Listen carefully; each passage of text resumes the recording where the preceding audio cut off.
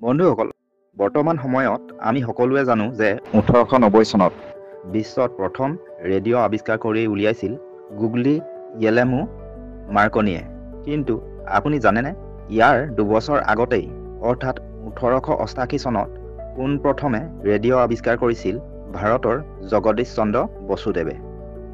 1937 চনৰ 23 নৱেম্বৰত জগদীশ চন্দ্ৰ বসু মৃত্যুৰ পিছত তেওঁ লিখি যোৱা এখন কিতাপত ৰেডিঅ' আৱিষ্কাৰৰ সকলোবোৰ তত্ত্বৰ বিষয়ে স্পষ্টকৈ লিখা পোৱা গৈছিল।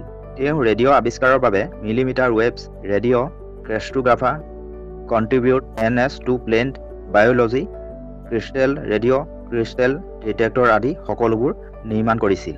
কিন্তু তেওঁ ৰেডিঅ' আৱিষ্কাৰৰ বাবে ইমানবোৰ কৰাৰ পিছতো স্বীকৃতি নোপোৱাৰ কাৰণ দুটা হৈছে, সেই সময়ত ভাৰতত ব্ৰিটিছৰ শাসন চলিছিল, আৰু দ্বিতীয়তে তেওঁ ৰেডিঅ' আৱিষ্কাৰৰ তথ্য প্ৰযুক্তিসমূহ পেটেণ্ট নকৰিলে।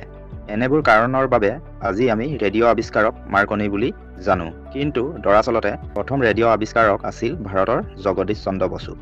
ধন্যবাদ। তথ্যটো জানি যদি উপকৃত হৈছে তেন্তে আনে জানিবলৈও ভিডিঅ'টো শ্বেয়াৰ কৰি দিব, আৰু এনেবোৰ বিশ্বৰ বিভিন্ন তথ্য জানি থাকিবলৈ আমাৰ ইনফৰ্মেটিভ ফেক্ট আছামিজ GK নামৰ ইউটিউব চেনেলটো ছাবস্ক্ৰাইব কৰি দিব।